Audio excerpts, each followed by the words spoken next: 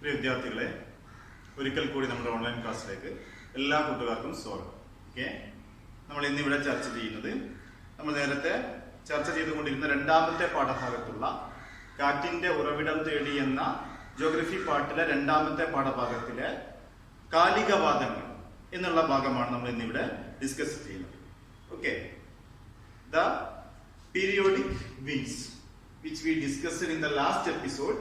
It was the planetary winds, and today it is the continuation of the last episode, planetary winds. Thereafter we need to learn something about periodic winds, what it is called as the periodic wind and how is the occurrence of the periodic wind, etc. we need to understand today. Okay, let's see. The best example for the periodic wind, it is monsoon winds. Periodic winds അഥവാ കാലികവാദങ്ങൾ. കാലികവാദങ്ങൾക്കുള്ള ഏറ്റവും നല്ല ഒരു ഉദാഹരണമാണ് എന്തെന്ന് പറയുന്നത്, monsoon കാറ്റുകൾ എന്ന് പറയുന്നത്. മൺസൂൺ കാറ്റുകൾ എന്ന പദം നമുക്ക് ഏറെക്കുറെ സുപരിചിതമായിട്ടുള്ള ഒരു പദം കൂടിയാണ്. അപ്പോൾ ഇങ്ങനെയുള്ള കാലികവാദങ്ങൾ അഥവാ കാലികവാദങ്ങൾക്ക് പറയുന്ന മറ്റൊരു പേരാണ് പ്രാദേശികവാദങ്ങൾ എന്ന് പറയുന്നത്. ഇതിനെ പ്രാദേശികവാദങ്ങൾ എന്ന് വിളിക്കുന്നതിന്റെ കാരണം എന്ന് പറയുന്നത്, ഇത്തരം കാറ്റുകൾ ചില ചെറിയ മേഖലകളിൽ മാത്രം ഒതുങ്ങി നിൽക്കുന്നു. അതുകൊണ്ടാണ് ഇത്തരം കാറ്റുകളെ എന്ത് കാറ്റുകൾ എന്ന് വിളിക്കുന്നത്, പ്രാദേശിക വാദങ്ങൾ എന്ന പേരിലും ഇത് അറിയപ്പെടുന്നത്. Okay, so let us learn about the periodic winds, and as I told you, the best example for the periodic wind, it is monsoon winds, and we are very much familiar with the term monsoon or monsoon winds. And before moving to the formation of monsoon winds, let us understand the origin of the term monsoon. Okay, how the term monsoon derived. Let's see. The term monsoon derived from an Arabic word mausam. An Arabic word mausam. The term monsoon derived. And the meaning of the term mausam in Arabic language, it is the winds that change direction. Winds that change direction in accordance with the seasons. Okay, or monsoon, another words we can say that monsoon is the phenomena. It is a reversal of winds in different season, or monsoon is the seasonal reversal of wind in a year. Once again, the term mausam, the Arabic term mausam, it means the winds change its direction in accordance with the season. Okay, or in other words, we can say that monsoon is the seasonal reversal of wind in a year. അതായത് ഋതുക്കൾക്കനുസൃതമായി, സീസൺസിന് അനുസൃതമായി ദിശ മാറിക്കൊണ്ടിരിക്കുന്ന കാറ്റുകൾ എന്നതാണ് ഏതിന്റെ അർത്ഥം എന്ന് പറയുന്നത്, മൗസം എന്ന അറബിക് പദത്തിന്റെ അർത്ഥം എന്ന് പറയുന്നത്. മൗസം എന്ന അറബിക് പദത്തിൽ നിന്നാണ് ഏത് പദത്തിന്റെ ആവിർഭാവം, മൺസൂൺ എന്ന പദത്തിന്റെ ആവിർഭാവം. അതായത് ഒരു വർഷത്തിൽ തന്നെ എന്ത് സംഭവിക്കുന്നു, സീസൺ മാറുന്നതിനനുസരിച്ച് കാറ്റിന്റെ ദിശ മാറിക്കൊണ്ടിരിക്കുന്നു, അല്ലെങ്കിൽ വിപരീത ദിശയിൽ കാറ്റ് വീശുന്നു. ഇതിനെയാണ് മൺസൂൺ എന്നതുകൊണ്ട് ഉദ്ദേശിക്കുന്നത്. അതേപോലെ ഇങ്ങനെ കാറ്റിന്റെ ദിശ ഒരു വർഷത്തിൽ കാലികമായി സീസണിനനുസരിച്ച് മാറിക്കൊണ്ടിരിക്കുന്നു എന്ന് മനസ്സിലാക്കിയിട്ടുള്ള ഒരു പണ്ഡിതന്, അദ്ദേഹത്തിന്റെ പേരാണ് Hippalus, an Arabic scholar. Hippalus was the first to identify or observe the shift in the direction of monsoon winds. Okay, Hippalus എന്ന പേരുള്ള അറബിക് സ്കോളർ ആണ്, പണ്ഡിതനാണ്. ഒരു വർഷത്തിനുള്ളിൽ തന്നെ കാലികമായി ഋതുക്കൾക്കനുസൃതമായി കാറ്റിന്റെ ദിശ മാറുന്ന ഈ ഒരു പ്രതിഭാസം മനസ്സിലാക്കിയിരിക്കുന്നത്. Okay, so all these are the introduction of the monsoon winds. Okay, the origin of the term monsoon wind. Okay, and there are two types of monsoons. There are two monsoons. Which are the two types of monsoons? Okay, the first one is southwest monsoon wind. The first one is southwest monsoon wind and the northeast monsoon wind. ഇതാണ് രണ്ട് monsoon കാറ്റുകൾ എന്ന് പറയുന്നത്. ഒന്നാമത്തേത് ഏതാണ്, തെക്ക് പടിഞ്ഞാറ് monsoon കാറ്റുകൾ. തെക്ക് പടിഞ്ഞാറൻ മൺസൂൺ കാറ്റുകൾ എന്നും അതേപോലെ തന്നെ വടക്ക് കിഴക്കൻ മൺസൂൺ കാറ്റുകൾ എന്നും അറിയപ്പെടുന്ന രണ്ട് തരം മൺസൂൺ കാറ്റുകളാണ് നമുക്കിവിടെ പഠിക്കേണ്ടത്. Okay, so let's see the reasons behind the occurrence of monsoon winds. Okay, there are different factors, but three major factors are there. All these three major factors are responsible for the formation of monsoon winds. നിരവധി factors ഉണ്ട്, ഘടകങ്ങളുണ്ട്. അതിൽ ഏറ്റവും പ്രധാനപ്പെട്ട 3 factors ആണ് monsoon കാറ്റുകളുടെ ആവിർഭാവത്തിന്റെ കാരണം എന്ന് പറയുന്നത്. ആ 3 ഫാക്ടേഴ്സ് ഏതൊക്കെയാണെന്ന് നോക്കാം. ഓക്കെ, അതിൽ ഒന്നാമത്തെ ഘടകം എന്ന് പറയുന്നത് എന്താണ്? സൂര്യന്റെ അയനം. ഒന്നാമത്തെ ഘടകം സൂര്യന്റെ അയനം, apparent movement of the sun എന്ന് പറയാം. ഓക്കെ, രണ്ടാമത്തെ ഘടകം എന്ന് പറയുന്നത് Coriolis effect.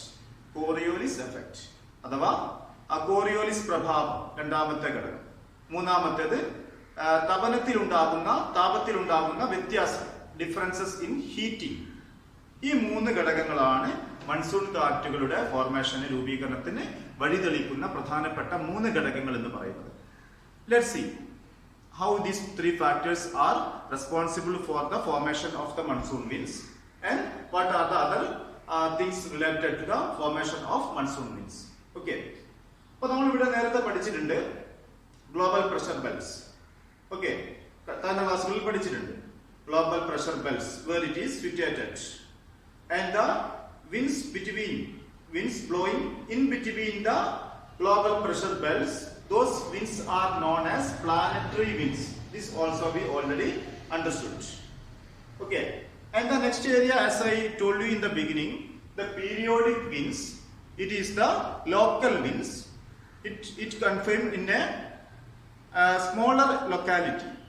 This is why it is called as the local winds as we know. അപ്പോൾ പ്രാദേശികമായി മാത്രം അനുഭവപ്പെടുന്ന കാറ്റുകളെയാണ് നമ്മളിവിടെ പ്രാദേശികവാദങ്ങൾ അഥവാ കാലികവാദങ്ങൾ എന്ന് പറയുന്നത്. കാലികവാദങ്ങൾക്ക് അല്ലെങ്കിൽ പ്രാദേശികവാദങ്ങൾക്കുള്ള ഏറ്റവും നല്ല എക്സാമ്പിൾ ആണ് മൺസൂൺ കാറ്റുകൾ എന്ന് പറയുന്നത്. അപ്പോൾ മൺസൂൺ കാറ്റിന്റെ രൂപീകരണത്തിന് കാരണമാകുന്ന പ്രധാനപ്പെട്ട ഘടകങ്ങൾ ഏതെല്ലാം തുടങ്ങിയ കാര്യങ്ങളാണ് നമ്മളിവിടെ ചർച്ച ചെയ്യുന്നത്. Okay, let's see. നമ്മൾ നേരത്തെ ഉള്ള ക്ലാസ്സുകളിൽ പഠിച്ചതുപോലെ the 0 degree, the equatorial region is the region that sunrise fall vertically throughout the year. This is the region the sun rays falls vertically throughout the year. വർഷം മുഴുവനും ലംബമായി അല്ലെങ്കിൽ നേരെ കുത്തനെ സൂര്യരശ്മികൾ പതിക്കുന്ന മേഖലയാണ് ഇതെന്ന് പറയുന്നത് ഭൂമധ്യരേഖ പ്രദേശം എന്ന് പറയുന്നത്. But there is a small change, or during some special months, during some months, what it is happening, certain months, due to the tilt of the earth's axis, the sun's rays falls vertically to the north of the equator. Sun's rays falls vertically to the north of the equator during certain months.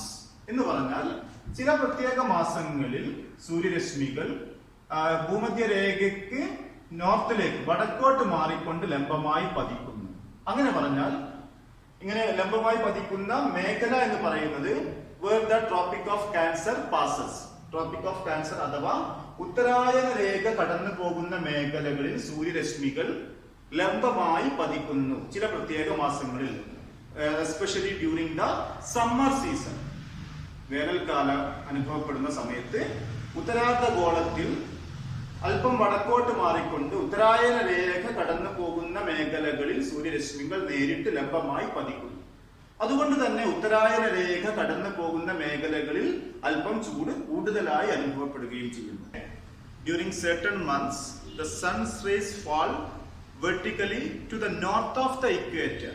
Okay, not here. Okay, not in the equatorial region, to the north of the equator, or wherever the Tropic of Cancer passes through that region, the sun's rays falling vertically during certain months. Okay, ചില പ്രത്യേക മാസങ്ങളിൽ ഉത്തരായന രേഖ കടന്നു പോകുന്ന ഭാഗങ്ങളിലാണ് സൂര്യരശ്മികൾ നേരിട്ട് ലംബമായി പതിക്കുന്നത്. അതുകൊണ്ട് തന്നെ ആ ഭാഗത്ത് വളരെ ഉയർന്ന തരത്തിൽ ചൂട് അനുഭവപ്പെടുകയും ചെയ്യുന്നു. മാത്രവുമല്ല എന്താകുന്നു, ഇങ്ങനെ സൂര്യരശ്മികൾ നേരിട്ട് പതിക്കുന്ന മേഖല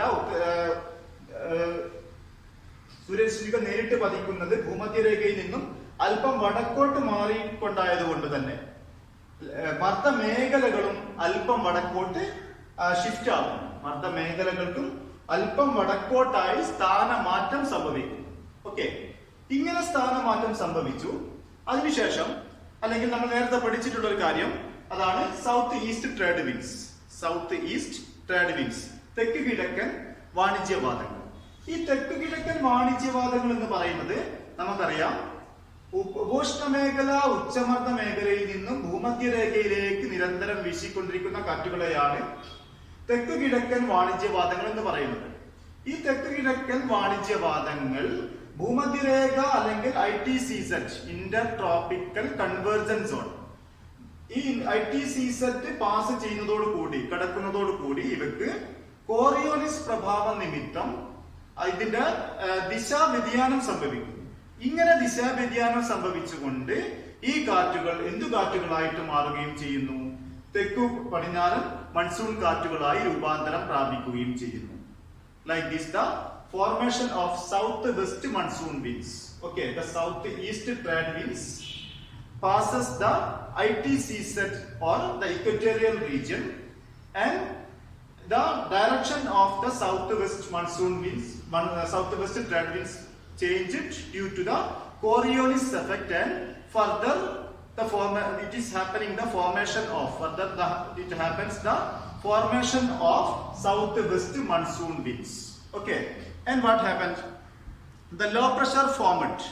The low pressure formed over the land due to the intense dead temperature. As we know, during the dead time in the land area nearby the sea, the land area will be high temperature and it will be a low pressure zone. So because of the intense dead temperature, the land area created as a low pressure zone, and to this low pressure zone from the sea area or from the ocean surface, the wind is blowing, and these southwest monsoon winds further strengthened. It means ഇങ്ങനെ നേരത്തെ നമ്മൾ പറഞ്ഞതുപോലെ south west monsoon winds അഥവാ തെക്ക് പടിഞ്ഞാറൻ monsoon കാറ്റുകൾ രൂപം കൊണ്ടു. ഭൂമധ്യരേഖ കടന്നു വന്നതോടുകൂടി തെക്ക് കിഴക്കൻ വാണിജ്യവാദങ്ങൾക്ക് ദിശാവ്യതിയാനം സംഭവിച്ച് അവ എന്ത് കാറ്റുകളായി രൂപം കൊണ്ടു? ആ തെക്ക് പടിഞ്ഞാറൻ മൺസൂൺ കാറ്റുകളായി രൂപം കൊണ്ടു. അങ്ങനെ തെക്ക് പടിഞ്ഞാറൻ മൺസൂൺ കാറ്റുകളായി രൂപം കൊണ്ടിരിക്കുന്ന ഈ കാറ്റുകൾ പിന്നെ എങ്ങനെ ശക്തിപ്പെടുന്നു? ഓഷ്യനോട് ചേർന്ന്, സമുദ്രഭാഗങ്ങളോട് ചേർന്ന് കിടക്കുന്ന കരഭാഗം വളരെ ഉയർന്ന പകൽച്ചൂട് നിമിത്തം അമിതമായിട്ട് പകൽച്ചൂട് നിമിത്തം എന്ത് സംഭവിക്കുന്നു? അവിടെ ഒരു ന്യൂനമർദ്ദ മേഖല രൂപം കൊള്ളുന്നു. അങ്ങനെ ഒരു ന്യൂനമർദ്ദ മേഖല രൂപം കൊണ്ടിരിക്കുന്ന ഈ കരഭാഗത്തേക്ക് സമുദ്രഭാഗത്ത് നിന്നും വളരെ ശക്തമായിട്ട് കാറ്റ് വീശിക്കൊണ്ട് പിന്നീട് അത് എന്തിനെ ശക്തിപ്പെടുത്തുന്നു? തെക്ക് പടിഞ്ഞാറൻ മൺസൂൺ കാറ്റുകളെ ശക്തിപ്പെടുത്തുകയും ചെയ്യുന്നു. ഓക്കെ, ഇങ്ങനെയാണ് ഇതിന്റെ ഫോർമേഷൻ എന്ന് പറയുന്നത്. ഈ പറഞ്ഞിരിക്കുന്ന തെക്ക് പടിഞ്ഞാറൻ മൺസൂൺ കാറ്റുകളുടെ രൂപീകരണം എന്ന് പറയുന്നത്. And next we need to discuss about the north-east monsoon winds. North-east monsoon winds അഥവാ എന്തെന്ന് പറയുന്നു? വടക്ക് കിഴക്കൻ മൺസൂൺ കാറ്റുകൾ എങ്ങനെയാണ് രൂപം കൊള്ളുന്നത് എന്ന് നോക്കാം. Okay, as a result of the formation of high pressure zones over the Asian landmass during the winter season. അതായത് വിന്റർ സീസണിൽ ഏഷ്യ വൻകരയിലെ കരഭാഗങ്ങൾ തണുപ്പായത് കാരണം എന്തായിരിക്കും? ഒരു ഉച്ചമർദ്ദ മേഖലയായിരിക്കും, ഉയർന്ന മർദ്ദം അനുഭവപ്പെടുന്ന പ്രദേശങ്ങളായിരിക്കും. അതേസമയം സമുദ്രഭാഗം എന്തായിരിക്കും? ന്യൂനമർദ്ദമായിട്ടുള്ള മേഖലയുമായിരിക്കും. Okay, formation of high pressure zone over the Asian landmass during the winter and low pressure zone over the Indian Ocean. The northeast trade winds get strengthened. These are the northeast monsoon winds. It means അതായത് ശൈത്യ കാലഘട്ടത്തിൽ Asia വൻകരയ്ക്ക് മുകളിൽ, Asia വൻകരയിൽ കരഭാഗത്ത് എന്തായിരിക്കും? ഒരു ഉയർന്ന മർദ്ദമുള്ള മേഖലയായി രൂപം കൊള്ളും, ഉച്ചമർദ്ദ മേഖല രൂപം കൊള്ളും. അതേസമയം ഇന്ത്യൻ ഓഷ്യൻ, ഇന്ത്യൻ മഹാസമുദ്ര ഭാഗത്ത് എന്തായിരിക്കും? ന്യൂനമർദ്ദവുമാണ് രൂപം കൊള്ളുന്നത്. ഇങ്ങനെ രൂപം കൊള്ളുന്ന സമയത്ത് എന്ത് സംഭവിക്കുന്നു? നോർത്ത് ഈസ്റ്റ് ട്രേഡ് വിൻഡ്സ് അഥവാ വടക്ക് കിഴക്കൻ വാണിജ്യവാദങ്ങൾ ശക്തി പ്രാപിച്ചുകൊണ്ട് അത് ഏത് കാറ്റുകളായി രൂപം കൊള്ളുന്നു? നോർത്ത് ഈസ്റ്റ് മൺസൂൺ വിൻസ് ആയിട്ട്, അഥവാ വടക്ക് കിഴക്കൻ മൺസൂൺ കാറ്റുകളായി ഈ കാറ്റുകൾ രൂപം മാറുകയും ചെയ്യുന്നു. ഇങ്ങനെയാണ് സീസൺ മാറുന്നതനുസരിച്ച് രണ്ട് തരം മൺസൂൺ കാറ്റുകൾ അനുഭവപ്പെടുന്നത് അല്ലെങ്കിൽ രൂപം കൊള്ളുന്നത് എന്ന് പറയാം. അപ്പൊ ഇവിടെ സൗത്ത് വെസ്റ്റ് മൺസൂൺ രൂപം കൊള്ളുന്നത് ഏത് സീസണിലാണ്? തെക്ക് പടിഞ്ഞാറൻ മൺസൂൺ കാറ്റുകൾ രൂപം കൊള്ളുന്നത് ഏത് കാലത്തിലാണ്? സമ്മർ സീസണിലാണ്. അതേസമയം നോർത്ത് ഈസ്റ്റ് മൺസൂൺ അഥവാ വടക്ക് കിഴക്കൻ മൺസൂൺ കാറ്റുകൾ രൂപം കൊള്ളുന്നത് വിന്റർ അഥവാ ശൈത്യ കാലഘട്ടത്തിലാണ്. ഇങ്ങനെ കാലികമായി ഋതുക്കൾക്കനുസൃതമായി കാറ്റുകൾക്ക് ദിശാവ്യതിയാനം സംഭവിക്കുന്നു. ഇങ്ങനെയുള്ള കാറ്റുകളെയാണ് നമ്മൾ എന്തെന്ന് പറയുന്നത്? മൺസൂൺ വിൻസ് എന്ന് പറയുന്നത്. മൗസം എന്ന ടേമിന്റെ അറബിക് മീനിങ് എന്താണോ അത് സൂചിപ്പിക്കുന്ന പോലെ തന്നെ കാലികമായി അല്ലെങ്കിൽ ഋതുക്കൾക്കനുസരിച്ച് കാറ്റുകൾക്ക് ദിശാവ്യതിയാനം സംഭവിക്കുന്നു. അത്തരം കാറ്റുകളെ നമ്മൾ എന്തെന്ന് പറയുന്നു?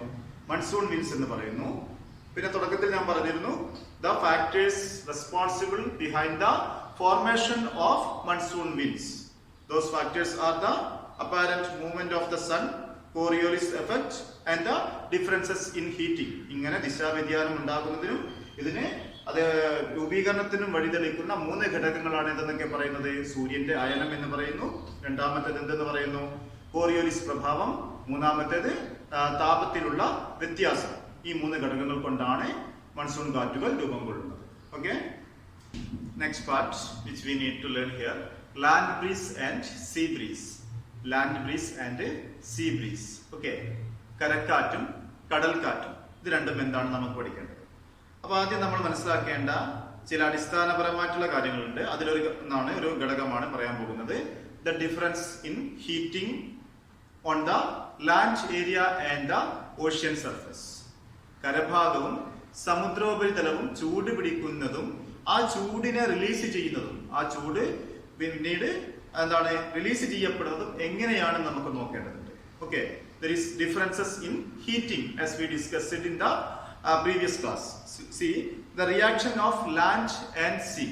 The reaction of land and sea to sun's heat is not uniform. It means the reaction or the heating of the land area and the ocean surface is not uniform. It is in different manner. Okay, അതായത് കരഭാഗവും സമുദ്രഭാഗവും എങ്ങനെയല്ല ഒരേപോലെയല്ല ചൂട് പിടിക്കുന്നതും ആ ചൂടിനെ പുറത്തേക്ക് വിടുന്നതും. കരഭാഗം day ടൈമില് വളരെ വേഗത്തിൽ ചൂട് പിടിക്കുന്നു. കരഭാഗം എന്താണ് ദിവസത്തിന്റെ പകൽ സമയത്ത് വളരെ വേഗത്തിൽ ചൂട് പിടിക്കുകയും ആ ചൂടിനെ വേഗത്തിൽ പുറത്തേക്ക് വിടുകയും ചെയ്യും. അതേസമയം സമുദ്രോപരിതലം വളരെ സാവധാനം മാത്രമേ ചൂട് പിടിക്കുന്നുള്ളൂ. അങ്ങനെ ചൂടായി കഴിഞ്ഞാൽ പിന്നെ വളരെ സാവധാനം മാത്രമേ ആ ചൂടിനെ പുറത്തേക്ക് വിടുകയും ചെയ്യുന്നു. ഇങ്ങനെ ഒരു വ്യത്യാസം സമുദ്രഭാഗവും കരഭാഗവും തമ്മിൽ ചൂട് പിടിക്കുന്നതിലും ആ ചൂടിനെ പുറത്തേക്ക് വിടുന്നതിലും ഇങ്ങനെ ചില വ്യത്യാസങ്ങൾ കാണുന്നുണ്ട്. അപ്പോൾ the land heats up and cools down quickly. Okay, and while the sea, whereas the sea gets heated up slowly and can retain the heat for a longer period of time. സമുദ്രഭാഗം വളരെ സാവധാനം ചൂട് പിടിച്ചാൽ വളരെ കൂടുതൽ നേരത്തേക്ക് ആ ചൂടിനെ പിടിച്ചു നിർത്തുവാൻ ഇതിന് കഴിയും, സമുദ്രത്തിന് കഴിയുകയും ചെയ്യും. അപ്പോൾ ഇതിലുള്ള വ്യത്യാസം, ഇങ്ങനെ ചൂട് പിടിക്കുന്നതിലും ആ ചൂടിനെ പുറത്തേക്ക് വിടുന്നതിലും സമുദ്രഭാഗവും കരഭാഗവും തമ്മിലുള്ള വ്യത്യാസം, ഈ വ്യത്യാസം കാരണമാണ് പ്രധാനമായിട്ടും എന്തനുഭവപ്പെടുന്നത് എന്ന് പറയാം? കരക്കാറ്റും കടൽക്കാറ്റും അനുഭവപ്പെടുന്നത് എന്ന് പറയാം. ഓക്കെ, അപ്പൊ നമ്മൾ ഇവിടെ ആദ്യം പഠിക്കുന്നു എന്തിനെയാണ് സീ ബ്രീസ് അഥവാ കടൽക്കാറ്റ് എന്ന് പറയുന്നത്. അപ്പൊ നമുക്ക് നോക്കാം.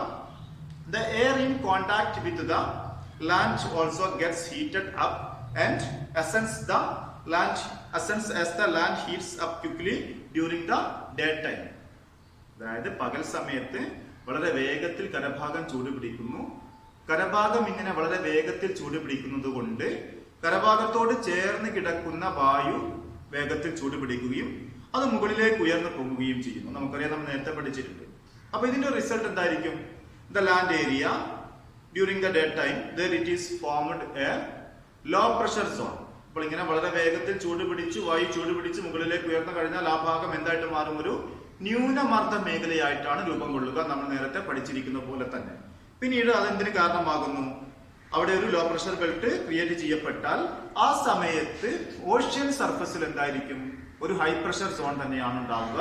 അപ്പോൾ ആ ഓഷ്യൻ സർഫസിൽ നിന്നും അല്ലെങ്കിൽ സമുദ്ര ഉപരിതലത്തിൽ നിന്നും കാറ്റ് സമുദ്രത്തോട് ചേർന്ന് കിടക്കുന്ന കരഭാഗത്തേക്ക് കാറ്റ് വീശിക്കൊണ്ടിരിക്കുകയും ചെയ്യുന്നു പകൽ സമയത്ത്. ഇത്തരത്തിലുള്ള കാറ്റുകളെയാണ് നമ്മൾ എന്തെന്ന് പറയുന്നത്? സീ ബ്രീസ് എന്ന് പറയുന്നത്. Okay, it means the formation of low pressure belts at the land area. This leads to the blowing of air from the sea to the land area, and it is known as the sea breeze. Okay, and as the land cools faster than sea, during the night, it would be high pressure over the land and low pressure over the sea. രാത്രി സമയങ്ങളിൽ എന്ത് സംഭവിക്കുന്നു? സമുദ്രത്തെ അപേക്ഷിച്ച് നേരത്തെ ചൂട് പിടിച്ചിരുന്ന കരഭാഗം വളരെ വേഗത്തിൽ തണുക്കുന്നു. അപ്പോൾ കരഭാഗം തണുത്തു രാത്രി സമയത്ത് വേഗത്തിൽ. അതേ വേഗതയിൽ സമുദ്രോപരിതലം തണുക്കുന്നില്ല. അപ്പൊ ഇതിന്റെ ഒരു റിസൾട്ട് എന്ന് പറയുന്നത് കരഭാഗത്ത് ഉച്ചമർദ്ദമായിരിക്കും അനുഭവപ്പെടുക. തണുത്തു, അതുകൊണ്ട് തന്നെ ഇവിടെ എന്തായിരിക്കും? കരഭാഗത്ത് എന്തായിരിക്കും ഉണ്ടാവുക? മർദ്ദം കൂടുതലായിരിക്കും. അതേസമയം സമുദ്രോപരിതലം മെല്ലെ മെല്ലെ മാത്രമേ തണുക്കുന്നുള്ളൂ. അതുകൊണ്ട് തന്നെ സമുദ്രോപരിതലത്തിൽ എന്താണ് അനുഭവപ്പെടുന്നത്? ന്യൂനമർദ്ദമാണ് അനുഭവപ്പെടുന്നത്. അതുകൊണ്ട് തന്നെ കരഭാഗത്ത് നിന്നും എങ്ങോട്ട് കാറ്റ് വീശിക്കൊണ്ടേയിരിക്കുന്നു? സമുദ്രഭാഗത്തേക്ക് കാറ്റ് വീശിക്കൊണ്ടേയിരിക്കുന്നു. ഇത്തരം കാറ്റുകളെ എന്തെന്ന് പറയുന്നു? കരക്കാറ്റ് എന്ന് പറയുന്നു. Okay, this is the land breeze. It means the result in the movement of air from the land to sea. The results in the movement of air from the land to sea, it is called as the land breeze. And the land breeze which starts blowing at night, becomes active in the early morning and ceases by sunrise. രാത്രി കാലങ്ങളിൽ ആരംഭിക്കുന്ന കരക്കാറ്റ് പുലർകാലമാകുമ്പോഴേക്കും സൂര്യോദയത്തിന് തൊട്ട് മുമ്പ് വരെ അത് വളരെ ശക്തമായിരിക്കും. പിന്നീട് സൂര്യൻ ഉദിച്ചു കഴിഞ്ഞാൽ ഈ കാറ്റ് അവസാനിക്കുകയും ചെയ്യും. So these are the land and sea breeze.